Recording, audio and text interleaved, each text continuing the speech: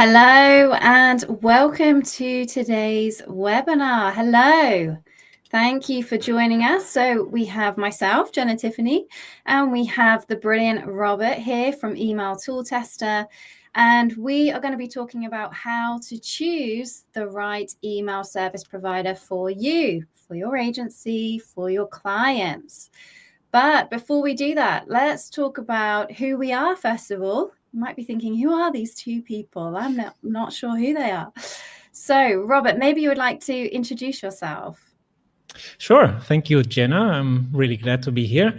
So my name is Robert Brundle. I'm the founder and CEO of Email Tool Tester. And what we do is help small and medium-sized businesses pick the right email service. So you can get started with email marketing. We have all kinds of resources on our website that help you get started with email marketing. We're a team of 10 based out of Barcelona, which is very sunny today. It's actually a public holiday here, but I'm really excited being here nevertheless. And really glad to be here.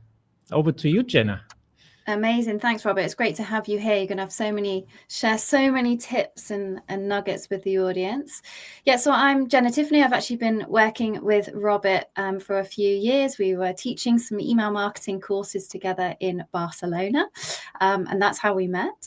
And I run a marketing agency called Let's Talk Strategy. So I'll be coming in from the agency perspective of how do we look at maybe white labeling ESPs and email service providers, and how do we make sure we're choosing the right platforms for different clients?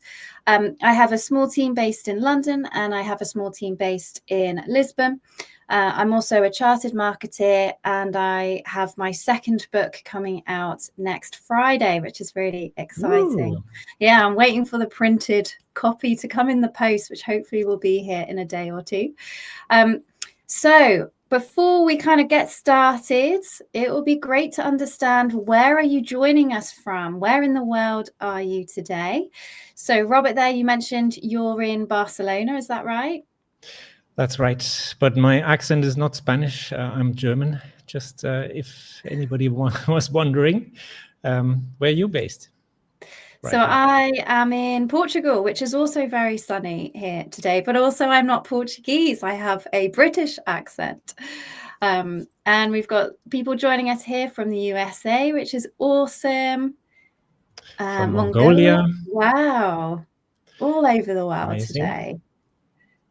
Okay, so keep telling us where you're joining us from, and it would be great to understand, if you're joining us from an agency, maybe you're joining from an organization and you want to understand more about ESPs, and also to understand if you're already using email marketing, if you're an agency and you're already providing email marketing services to your clients or not. Great to see you there. Join us from Pakistan as well. Wow, really global here today, which is awesome. Must be quite late in Pakistan now. It must be very late there. No, it's getting quite late for you as well. Myanmar, amazing. I've got lots of students that I teach in Thailand that are from Myanmar, beautiful place of the world. USA as well. Is that, I want to say Georgia, GA, I think. Oakland as well. Did my MBA at IEC in Barcelona.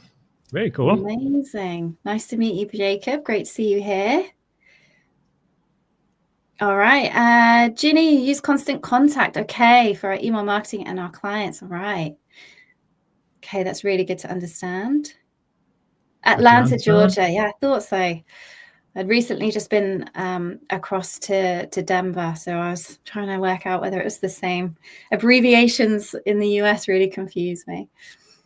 All right, awesome. So real international audience here today, which is great. And the ESPs that we're going to be talking about are also international and handle and deal with lots of international clients.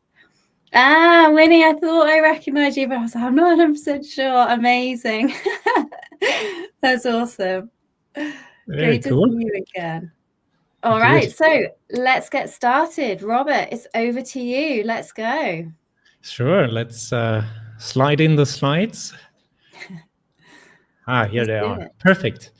Perfect. So yeah, we're going to be talking about how to choose the right ESP. ESP is email service provider. In case you're wondering, you're going to hear this term a couple of times tonight or today.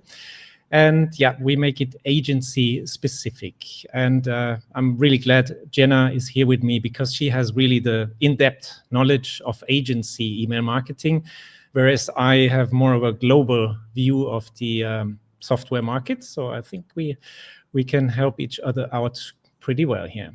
Definitely. All right. What you are going to learn today, the ESP dilemma for agencies, understanding your clients' needs, the features that you can't ignore as an agency. There are some very specific features you should be looking out for. It's 2025, and of course, we cannot not talk about AI in email marketing. It's absolutely clear. Then that's really the main part, the top 5 ESPs for agencies, and we're going to talk about the pros and cons, discuss it in detail, and finally, we conclude with the onboarding checklist. So let's dive right in. Over to Jenna. All right. Awesome. Yeah. So for those of you that are maybe already coming in from an agency and maybe you're already using email marketing, you will notice that actually there's a lot of options available. Hence why we're doing this webinar, to try and help guide you and steer you. And Robin and I had this great discussion at the start when we were pulling our slide deck together and we're thinking about, okay, what's going to be the most important things that we talk about? And one of those starting points were, okay, how many options are there? And martech look at how many marketing technology solutions there are every year. And they do this great infographic and they break it down by marketing channel. Now, this snapshot here is just email marketing options. There are over 200 email marketing platforms available, huge amounts. And that's a lot for us to be choosing from. There's lots of different options. There's lots of different pros and cons to those 200 solutions. And when you look at the marketing technology landscape for 2025, it's grown to over 15,000 solutions this year alone. Now, that snapshot of how many technology solutions that are available in marketing was taken in March. So you can only imagine how many more there are. I think I see a new one being launched every day with AI. So this is going to grow and there's going to be more and more. And what we're starting to see in the email marketing industry, and it did start a couple of years ago and has progressed and continued, is consolidation. And what we mean by that is we see platforms buying out other platforms and they bring the technology solutions together and they combine them together. So I think we're going to see a lot more of that because there's just more and more solutions available. And, some of these are very, very similar, but some of them are very, very different. So what we're going to be looking at in this webinar is how do you choose from these 200, which ones are the best for your clients?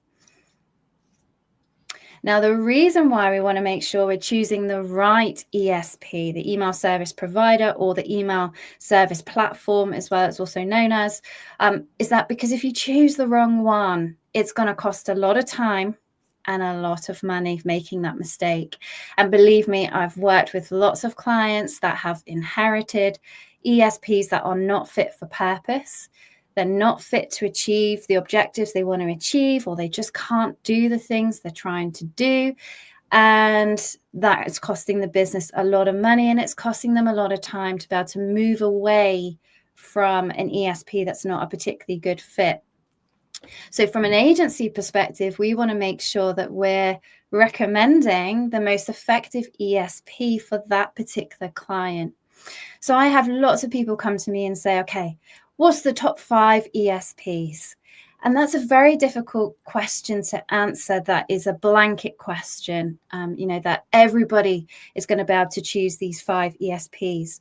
So how we're looking at the top 5 ESPs is this is what they do really well, and these are the pros and cons. And that's how we need to look at it from an agency perspective. So where do we start?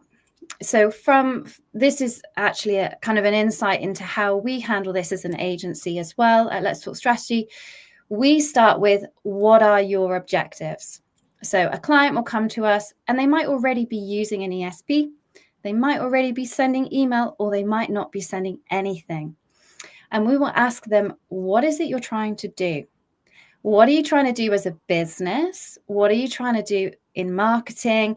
And what are you trying to do with email?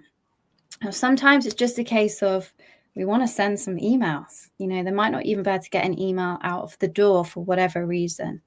Or it might be, well, we really want to be sending more emails. We want to have more engagement with our email marketing. And that gives you some direction for the type of technology they're going to need.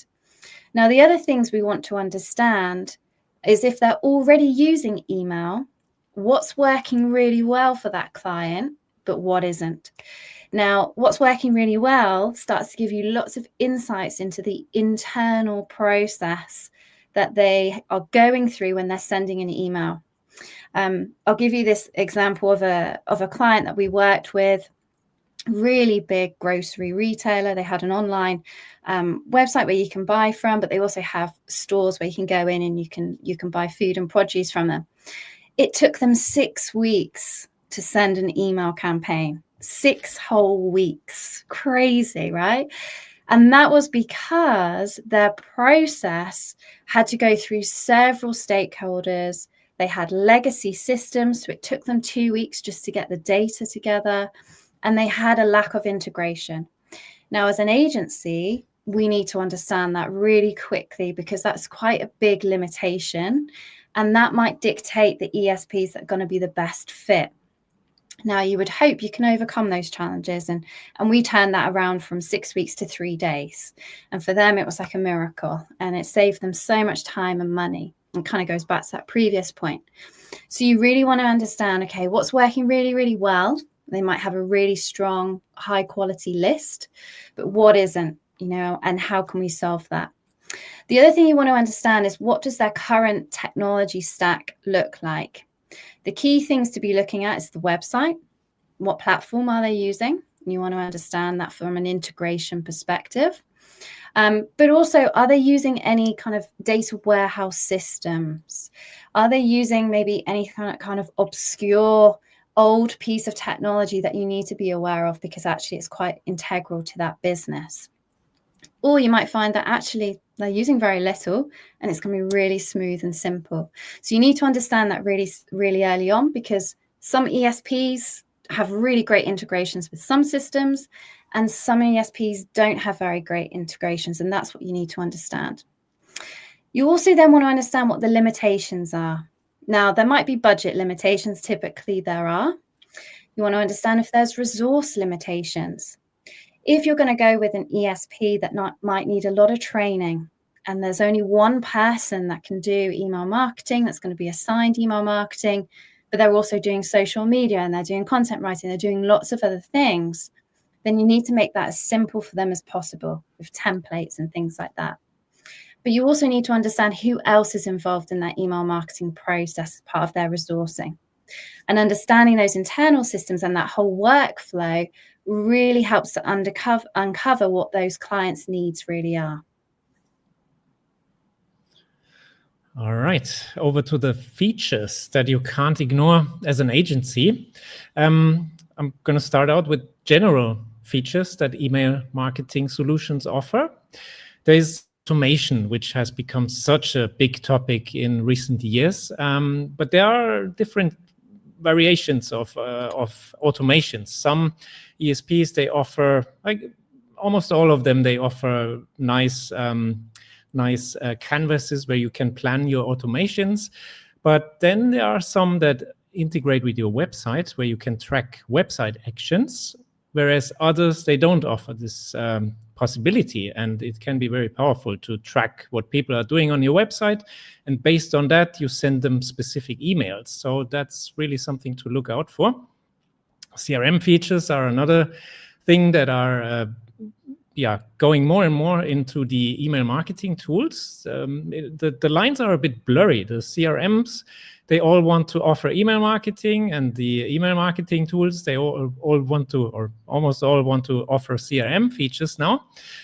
So that's something to look out for if you want to run CRM. E-commerce is a very important topic because your choice of an ESP is probably very different if you are an e-commerce, if your client runs an e-commerce store versus not running an e-commerce store, because they're very specialized ESPs that offer e-commerce integrations like abandoned cart workflows or deep integrations with Shopify, WooCommerce, and all kinds of other e-commerce platforms. Then certain ESPs, they also offer SMS and WhatsApp campaigns. If you need that, you should choose one that offers it. Landing pages are offered by almost all of them these days, which is very handy to just put together a quick landing page where people can sign up. But of course, there are also variations in quality. And then you can also have ad integration with your ESP, where you connect to Meta ads or Google ads and build your custom audiences based on your email contacts, which is also a pretty interesting feature. Let's look at the agency-specific features now that you need for your clients. And the most important probably is sub-accounts, where it offers you an easy possibility to add additional accounts to your main account. So you don't have to log off and log in all the time, but you can manage it all from one place conveniently. White labeling is another one. If you want to sell your services without showing the ESP's brand behind it. So this allows you to fully only brand it under your agency's name. Permission approval workflows. If you create campaigns for your clients, for example, and they approve it and send it in the end, that's also an important feature for some. Client billing. If you want to invoice your clients for the email marketing software and you just pick a markup, some tools allow you to add a markup. Or the other way is to join a reseller program of the ESP and be paid a commission if you refer people to them, customers. And finally, there are ESPs that offer team collaboration features. Think of it a bit like Google Docs, where different people can work on one email campaign at the same time, for example. Access reporting. That's all very useful if you're an agency and want to work with clients. AI. Yeah, so AI marketing, email marketing wouldn't be right for us to talk about email and not mention AI. So Robert and I actually teamed together and we surveyed 100 people in the email industry, so email marketeers, senior email directors, and brands and clients who are using email marketing.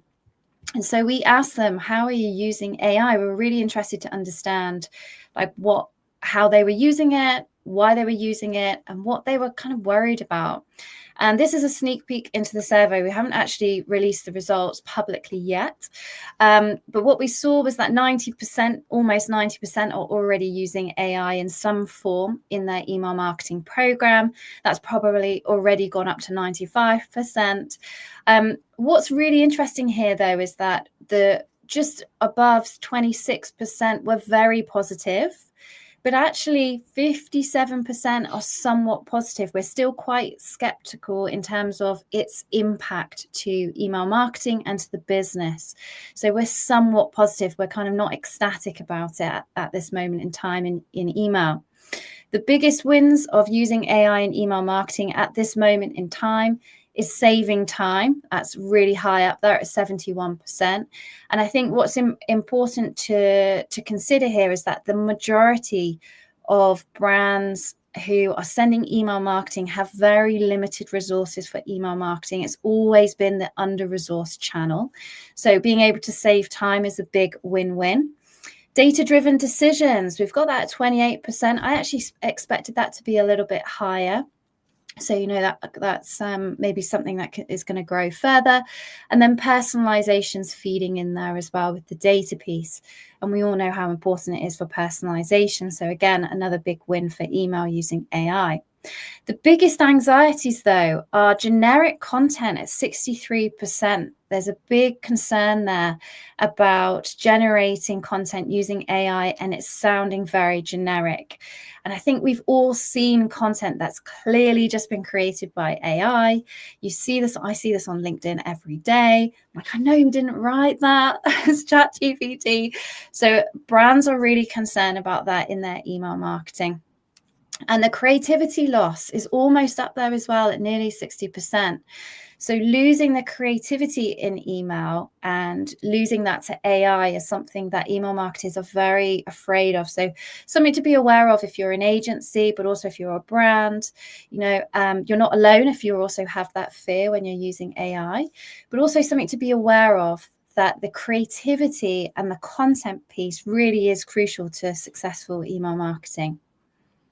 I even recently listened to a podcast where they talked about the loss of brain activity. Even if you use AI too much, and you stop thinking about the content that you're creating. You just let AI do the job. That it really affects your brain. So let's all be careful with that.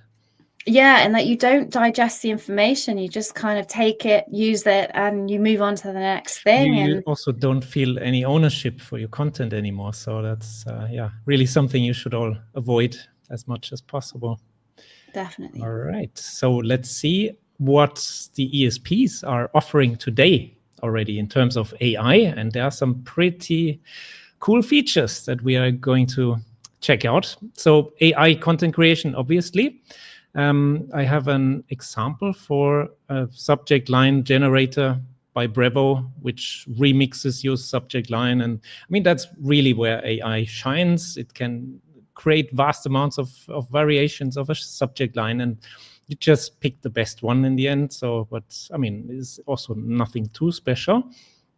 AI design tools, that's something I just found. Klaviyo. They have integrated, I think it's called Nano Banana. It's a bit weird when I say it. The Google image processor, Google AI. And you can use it here. And you have an image like this lady with the dress. And you can just change the color of the dress or put something else on her. So that's pretty wild, to be honest. So you can really use it as a photo editor almost. Well, not almost, pretty much. So that's exciting.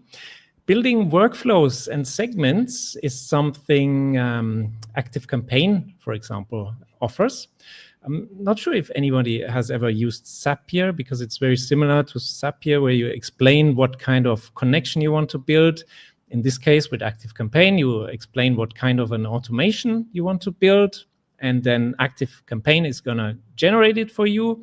And at the end, you can still edit it, which is also important. But it just speeds up the process of creation of creating these automations a lot. And it also works for segments and a few other things. So that's really cool as well. Yeah, that's a huge bonus for agencies. I mean, for clients as well, but for agencies, when you're creating workflows, that can be incredibly time consuming. So having like a starting framework and then being able to customize it, so we overcome that kind of generic fear that we just looked at in that survey result, is a really brilliant use of AI and email. Exactly. Then we have send time optimization, which we use a lot at Email Tool Tester because our audience is global, and it picks the right time for every single recipient to deliver the email when they are most likely to open it. I'm not sure if it's really AI. It might just be some kind of machine learning, but whatever it is, it works, and I like it. Then in e-commerce, we have product recommendations. So the AI picks the product that is most likely to be purchased, which is also a very useful feature.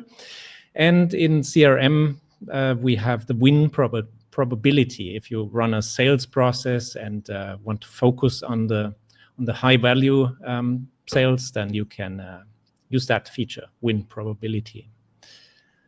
All right. So now let's dive into the meat and potatoes of this presentation and talk about the top 5 ESPs that are tried and tested by us. And let's start with the first one, which is Brevo. We use it at Email Tool Tester and are quite happy with the pricing model. Like, it's very affordable. They have a unique pricing model which charges you by emails sent rather than contacts. 99% of all ESPs, they charge you for the contacts that you have in your database. For Brevo, it doesn't really matter with how many contacts you have in your database. You just pay the emails that you actually sent. And that works out really well if you don't send a ton of email. Like, if you send every week, maybe the other model is better for you. But if you only send twice a month to your entire database, then Brevo can be extremely affordable. They offer a huge range of features. They have a small CRM, there's SMS, there's live chat, there's even an online scheduling tool. They have all kinds of nifty features. Automations that they have, they're also pretty great. They have what I said before, the website tracking, so you can do all that. In terms of agency features, there are sub-accounts and permission and billing management. So it's pretty decent functionality for also use as an agency. It's multilingual, and also they are fully GDPR compliant. As a French company, they better are. So you can be sure that the data hosting is in the European Union, if that's important for you. There are some cons as well. The landing page creator, landing page builder is very clunky and is a bit removed from the great email template editor. So that's not something that I love about Brevo. And adding additional account users costs, I think $13 per month. It's not enormous, but just to be aware of it. I was just going to say, just on that, Robert, Hans had a great point about the landing page creator being clunky, that maybe they should use Duda. Yes, that might be a good alternative. Obviously, yes. It's it's very quick to set up a landing page in the ESP, and then you have already the form integrated and everything. But it probably makes sense to go through the effort and set up something nice with good Duda, and then just copy the landing pages and edit them. All right. Some details about the pricing. 9,000 emails per month are free with a daily limit of 300. It's ad supported, and reporting is also limited in the free plan. And I'm not going to talk too much about the pricing, because at the end we have a comparison of the different ESPs and their prices, so it will all make a lot more sense in the end. And you see this QR code in case you're interested, because Brevo has a special deal, 50% off for the first 3 months. And on this landing page, you can also see a lot more resources, the resources that we mentioned here. So maybe a good idea to open it up. And let's move over to Klaviyo. Yeah, so Klaviyo, however you wanna pronounce it. It's kind of got a very unique name. I was actually having a look because their growth has been really quite something in the email space. They came in, I think it was around about 5 years ago, into the email marketing space, and they became a main competitor to Mailchimp. And when they first came into the market, Mailchimp had a lot of market share. They were around about 70-80% for SMEs, for small businesses, for medium businesses. Now Klaviyo really is up there. A number of our clients use Klaviyo. The majority of our clients actually use Klaviyo. They have over 169,000 customers, and their growth has been huge in the last year alone.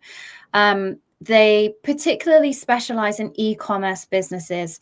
To be honest, there's not really a ESP that can compete at the same level as Klaviyo for e-commerce. Their integrations are very, very slick. They have brilliant automations that are specific for e-commerce organizations. It just means you can get up and running very, very quickly. From an agency perspective, they have over 6,500 agency partners, and they have a form to complete and to fill in. They want to understand more about your agency, the type of clients that you have, and then you can submit and become an agency of Klaviyo. So they look at their agencies as partners to help them grow their business. That's been a real big focus of their strategy, actually. That's really what's generated a lot of their growth. I think if we jump to the next slide there, Robert. Yeah, so the pros of it, like I said, it's excellent for e-commerce, really slick integrations, Shopify in particular. This was something that Mailchimp had actually really struggled with and lost a lot of market share to Klaviyo, and Klaviyo had such a great integration with Shopify. There was just no data loss whatsoever. It was it was just an incredible integration. They integrate now with pretty much anything you would use as an e-commerce brand. It's really extensive. Really powerful automations. I would say they're probably one of the best in the ESPs in terms of their automations. They have great deliverability features. So one thing that we're not really touching on in great detail here is deliverability, because we could talk about that probably for weeks on end, Robert. It's a very complex topic, but deliverability is basically what happens when you press send. And it goes through a lot of checks to check your domain, to check your verification, to check the data. And then the mailbox provider like Gmail will make a decision as to whether your email goes into the inbox at all, or whether it goes into the different folders like promotions and so on. Now, Klaviyo gives you better features to be able to manage your deliverability, which is really important for e-commerce brands who typically have very large data lists, and they need to understand their deliverability.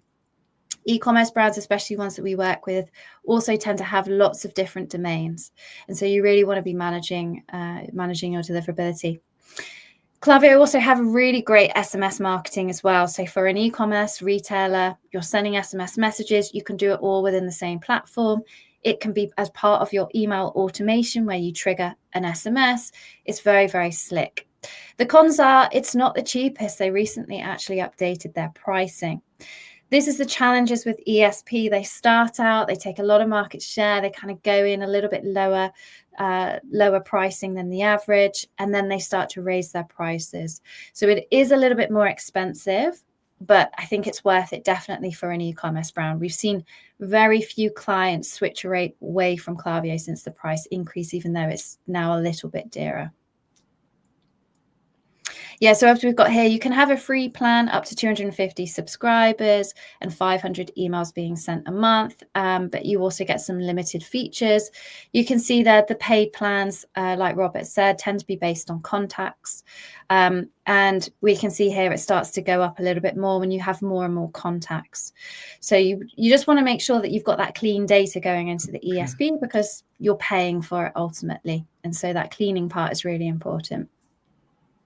If the e-commerce users here, I think Omnisend is also an alternative, a bit cheaper, also pretty powerful as far as I can tell, but they don't have agency features really, so might not be that interesting if you're an agency, but just so you're aware that there is an alternative.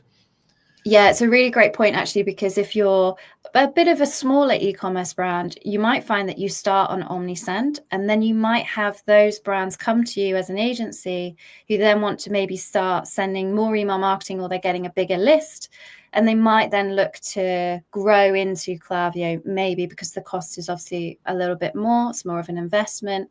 And so you might find that actually you have e-commerce brands that come to you from Omnisend, and then you might think, well, actually Klaviyo might be a good fit, or actually, no, for what you're sending, Omnisend is a really good choice. But like Robert said, there's limitations there from an agency perspective. Yeah. Okay, ActiveCampaign is another interesting one that has become pretty big in recent years. They also do e-commerce, so they do a bit of everything. They also have a CRM feature, so you can do really a lot of things, and they also have extremely powerful automations, as we see here in the pros. So yeah, if you want to use automations and you're not necessarily an e-commerce business, then ActiveCampaign is a really solid choice for you. You can really, there is nothing you can't do with them in terms of automation. Agency features include sub-accounts and white labeling. I believe Jenna said that it was very easy to set up the sub-accounts, for example. In ActiveCampaign, yeah, it's very easy from an agency perspective. So we have worked with a number of clients that are using ActiveCampaign, or actually we've recommended ActiveCampaign for a number of brands. And from an agency perspective, it allows you to almost have that single login, so you can see all of the activity and just go straight into a particular client account.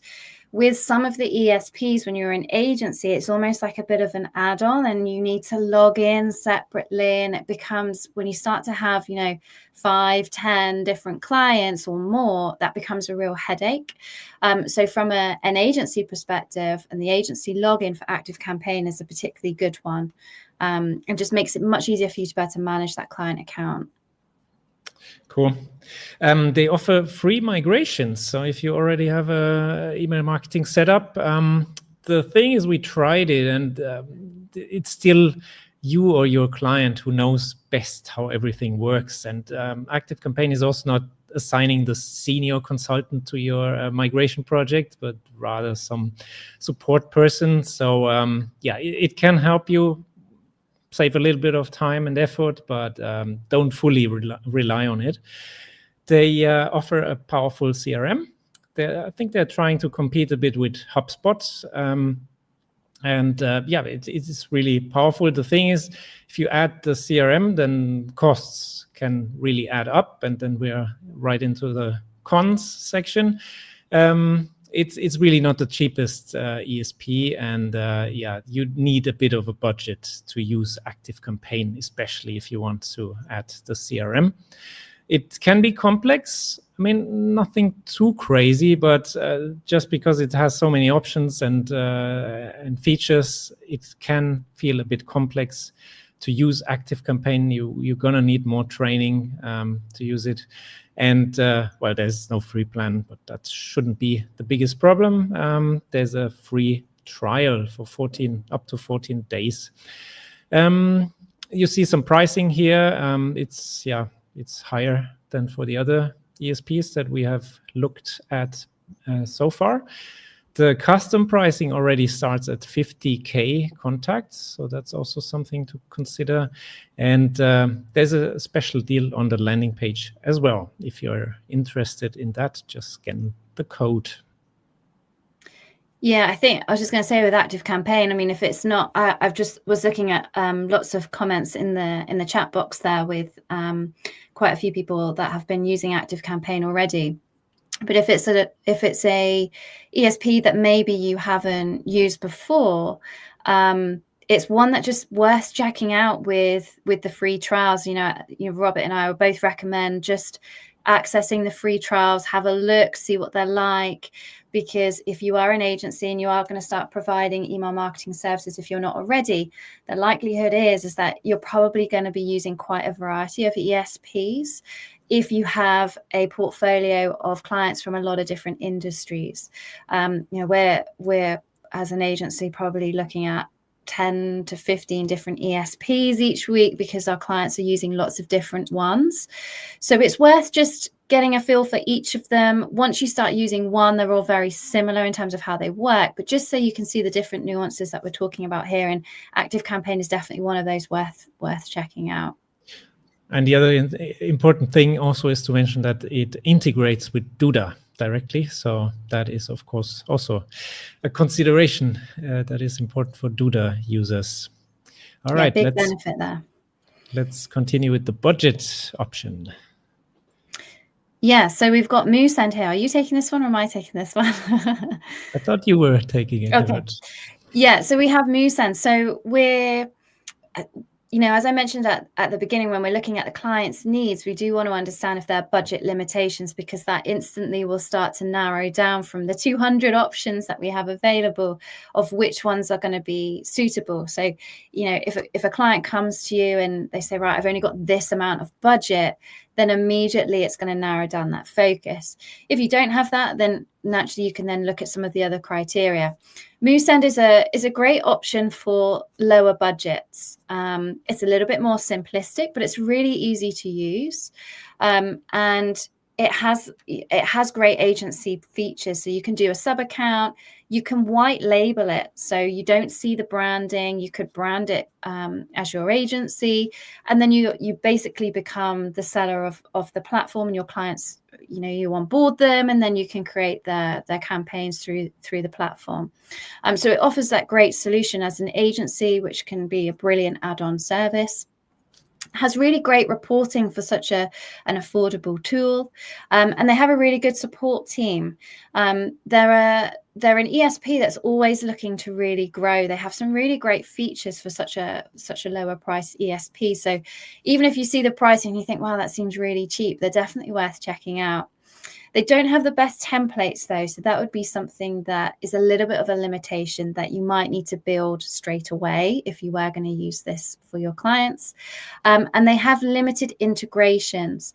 And we're talking a lot about integrations. And the reason for that is because email needs data. And typically we need the data from somewhere, whether that's from the CRM, as Robert mentioned earlier, or from the website. And if we don't have a very good integration, we don't have the data to send the email. So we're always looking at how easy is it going to be for me to connect that ESP to that data over there. And the more complicated it is, the more headaches you have, the longer it takes to be able to use that ESP for your client. So it has limited direct integrations, but it is a good, affordable option if budget is a limitation for a client. Maybe just one thing about the integrations. There's, of course, always Zapier, which connects to Duda, and all the ESPs we mentioned, they also have a Zapier integration. So you can use Zapier to or make.com, I think, is another one, that you can connect these together. Costs maybe a little bit extra, but I'm using Zapier a lot, and it works really well from my experience. Yeah, and make.com is also a great alternative. We've used that with a number of clients, and it gets over that barrier. So don't see it as, oh, okay, they can't integrate with this, it isn't going to work. There's alternatives available. It's just either a slight additional cost, or it's just a little more of a step that you might need to make. It's not like years ago where it was, okay, if it doesn't integrate, we just can't use this. It's going to take IT resource and so on. There's alternatives available.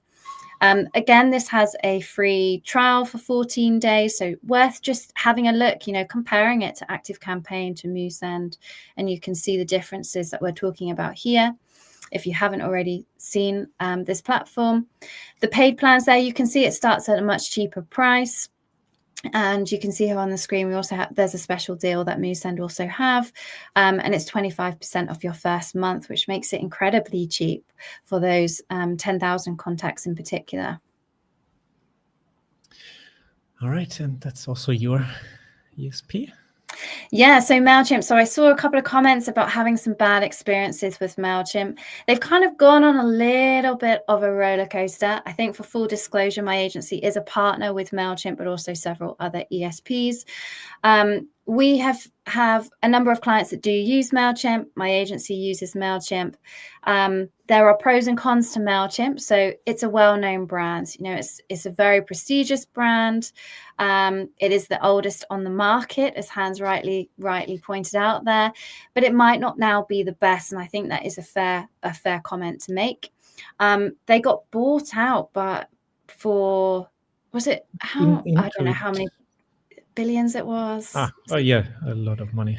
Yeah, it was a lot of money. I want to say 6 billion, but then I have 13 billion in my head. But anyway, it was a lot of billions, basically, that they got bought out by. And they're now part of the QuickBooks solution and suite of products.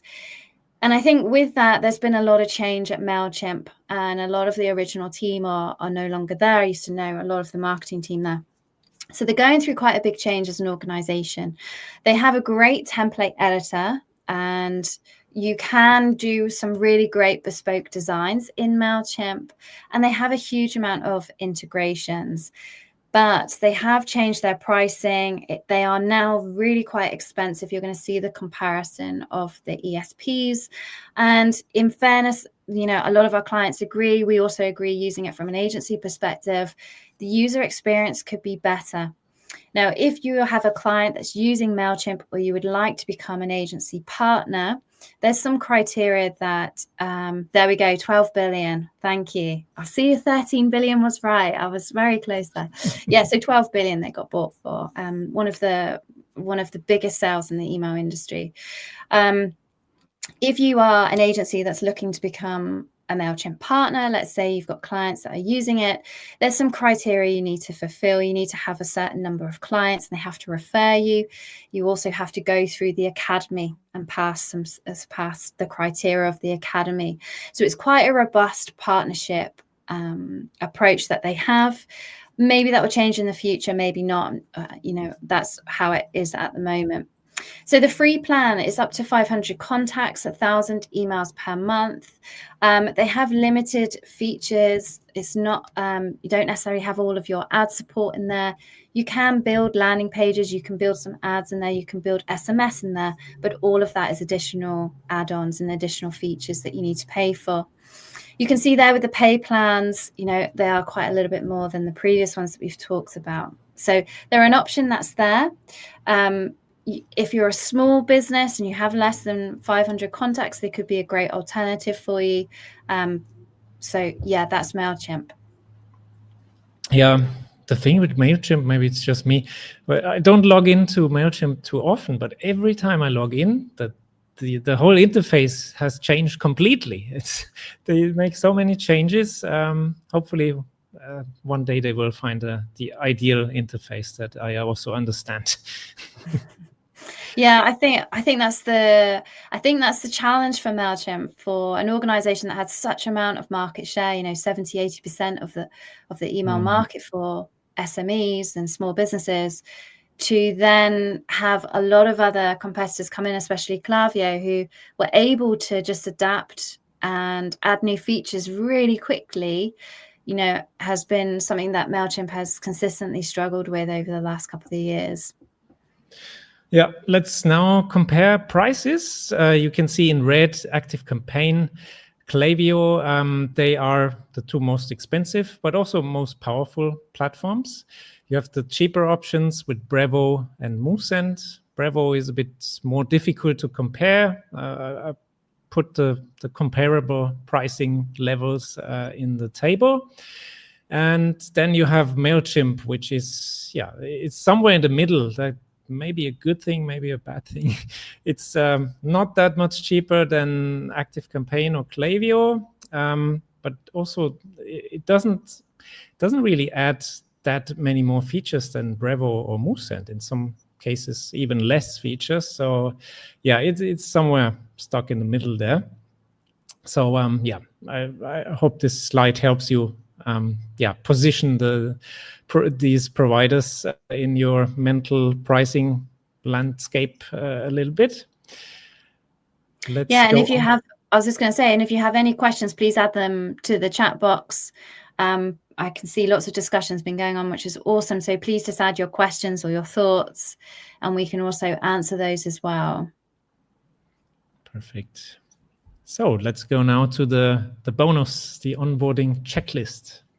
Yeah, so if you are an agency and you're looking to onboard a client, let's say they've come to you, they're looking for email marketing services, they might already have email marketing, they might be using an ESP, or they might be new to all of it. There's some key things that you want to understand. And from my agency's perspective, we're called Let's Talk Strategy. I've written a marketing strategy book. Everything's focused on the strategy. So you'll not be surprised to see at the top there, the marketing strategy is something that we definitely want to understand from the very beginning. And when we're talking with a client, we actually interview them. We spend half an hour, an hour, and we just try to understand, who are they as a business and where are they trying to go, not just for their email marketing, but as a business as a whole. Because there might be something that you think, well, actually, this would be really great to send through email, or you could use email in this way that the client might not have thought about. And that's typically the case as well, that we find 9 times out of 10. You want to also understand what the goals and objectives are of the organization, because you want to understand, where does email fit? Like, how is email going to help contribute achieving those organizational goals and objectives? As I mentioned before, you want to understand that existing technology stack. With all of the ESPs that we've mentioned there, we've talked a lot about integrations. You really want to understand what the technology stack is. And also, if there's technology that maybe you've not come across before, like, do I need to maybe go and do a deep dive on this particular tech, or sign up to a demo to understand this a little bit more as a team? You want to understand the existing email marketing process, if there is one. So who sends it? Who creates the content? Are they using other AI tools? Where do they integrate? How does that currently happen? And how long does that take, that process take? You then want to understand the data. And I've just seen that question there in terms of deliverability from Hans there, which we'll come to. The data piece is really important. So you want to understand the volume. So how many contacts, how many email subscribers, how many sends of email campaigns are they doing a week, a month, a quarter? Because that will help to understand the costing from the ESP perspective, but it also help you understand, how big this account's going to be from an email perspective. You want to understand the quality of that data. Now, that ties us back to deliverability, but also you want to understand that it's completely GDPR compliant. You want to understand where the sources of the data, where's it come from? Is it all correct, or have we got some invalid data? We've had clients come to us and their lists are terrible. They have lots of duplicates. It's really poor quality. It's really old. And if you see that with a client, you need to clean it before anything else. So that's a stage in the process you really want to understand. The deliverability piece, that the data has a big impact on deliverability, not just the ESP. So the ESP, you could be on a shared IP address. And if you're on a shared IP address, which is what the majority of the ESPs do, then you're basically all impacting each other's sending and deliverability rate. So let's say you're put into a pot of really good senders, and they'll try to balance out and try and put you into that pot so you have a good deliverability rate. But that also depends on your data. So even if you're using an ESP that has 100% deliverability rate, if you are sending to really poor data, that let's say you haven't sent to for a long period of time, over a year or more, and it's questionable sources of where you got that data, and it's not great quality, you've got lots of duplicates in there, you don't really know who they all are, then that's going to have an impact on your deliverability, even if you use the best ESP. Now, with some ESPs like ActiveCampaign and others, you can have a dedicated IP address. And that's where you need to warm up that IP address and basically tell Gmail, Yahoo, Outlook, any of those providers, look, this is who we are, this is who we're sending to. And then that gives you, and they start to give you a score. It's like how SEO works in Google search in terms of quality score. The same applies to deliverability. So that becomes a little bit more technical, becomes a little bit more complicated. And there's a whole range of other technology providers that do that, called SMTPs. ActiveCampaign is one of those that does both. They do the ESP where you have the shared IP address, and they also do the SMTPs where you can have that dedicated IP as well. So deliverability, really comes down to the client and the volume and the data quality and what you're sending. So if you're sending email marketing campaigns that you don't get great engagement from, that's also going to impact your deliverability. You want to understand the resources from the client. So who's going to be logging in to the ESP? Is that going to be you as the agency? And maybe you're going to handle that for the client entirely. Or maybe there'll be somebody inside the company who will be sending the email campaigns, because that might need to provide some training. So you want to understand that process as well. And of course, budget. If there's limitations of budget, you would want to know that quite early on, because like we've just seen, there's variety in the pricing. And if you understand the volume of the data, then you can start to narrow down those ESP options. Great. Just on deliverability, just to put it in a nutshell, I don't think the ESPs that we mentioned in this presentation vary in a crazy way from each other regarding deliverability. I think you can have very good deliverability rates with any of them, because it's much more the responsibility of the sender, as Jenna said, that you have to do good email marketing, send emails that people really want, that they open, that they click on, that they maybe reply to. These are all good indicators that your emails are desired, and then you won't have any problems. Of course, there are some smaller ESPs, less known ESPs that maybe are not that are taking on customers that have questionable lists, and then they pollute the IP addresses, and then there are problems. But with the more reputable ESPs, the impact should be minimal, really.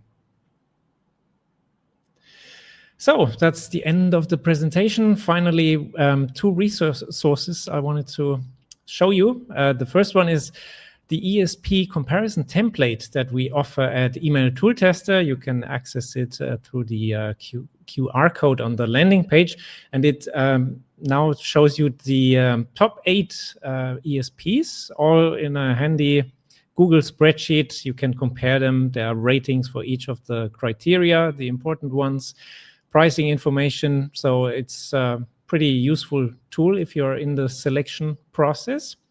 And there's also another tab where you have all the features that you can imagine from an ESP, and just you can pick and choose the ones you want, and even send the spreadsheet back to us, and we'll find the perfect ESP for you if you want. That sounds amazing, Robert. That's a great resource. Definitely everybody needs to take that one. The second resource here, as I mentioned at the beginning, my new book comes out next Friday, which is really exciting. We're talking here about email marketing. The book isn't just focused on email marketing, but it is focused on marketing strategy. There's email marketing is featured within the book itself, but it gives you a whole template of how to create a marketing strategy, which you might find particularly useful for your clients. And definitely worth, exploring it. You've got the QR code there to pre-order it, and you can see the really kind words there from the CIM, the Chartered Institute of Marketing. So do check it out. It's got a lot of AI features in there as well. So second edition, sometimes you think, well, is it really any different from the first? And I didn't think I would change as much as I did. So I did change a lot, actually, for the second edition. And a big, change was AI from my first edition. So there's lots of different ways of how you could use AI to help you with your marketing strategy. That's exciting. Yeah. On Friday, you said it's coming out? Next Friday, it comes out in the UK. Yeah, and then end of October for the US. So they can already be pre-ordered. It can be pre-ordered. Yeah, it's available on Amazon. It's available with the book publishers directly, and it'll be available in all retail stores like Walmart if you're in the US. In the UK, it'll be in Waterstones and lots of other reputable booksellers as well. Awesome. All right, I think we're coming to an end. If you want to find us on LinkedIn, I put the links on this QR code on the landing page, so you can add us as contacts. Would be very appreciated. And that's all from us. I hope there are some questions that we can still answer. Yeah, definitely. Let's take a look. So if anyone's got any questions or maybe some observations, it would be great to hear them. And please do add us on LinkedIn. Yen, it's great to see you here as well. Great to see so many familiar faces popping up, which is awesome. I guess from our perspective, it will be, there was quite a few mentioned there of maybe already using some of the ESPs like ActiveCampaign and Mailchimp. and a few others. So it would be good to understand that. We've just got a question coming there from John. What happens during the warm-up stage? Would you like to take that, Robert? The warm-up is just that you start sending slowly. That Gmail and all the other mailbox providers, they learn that you are a reputable sender and that this IP address is used by a reputable company that sends emails. And it would be like the goal is to send small batches at first. Don't send your 10,000 or 50,000 emails all at once, because this allows the mailbox provider to learn that you're a reputable sender and that your emails are wanted by the recipients. That's basically warm up. Yeah, so you wanna think about it in terms of what would a spam sender look like. So they would send high volumes of emails very, very quickly, and it'll be on a brand new domain. So the warm-up period is to demonstrate to like Gmail and so on that you're not a spammer. So as Robert said, you'll send smaller amounts to start with, and that warm-up period could take 3 weeks, it could take 6 weeks. Typically it takes around about 8 weeks, depending on who you're sending to, the quality of that data. And then after that, once you've looked at the engagement rates, you can start to see your performance results. You can then decide, okay, actually we might better send a little bit more now and test that.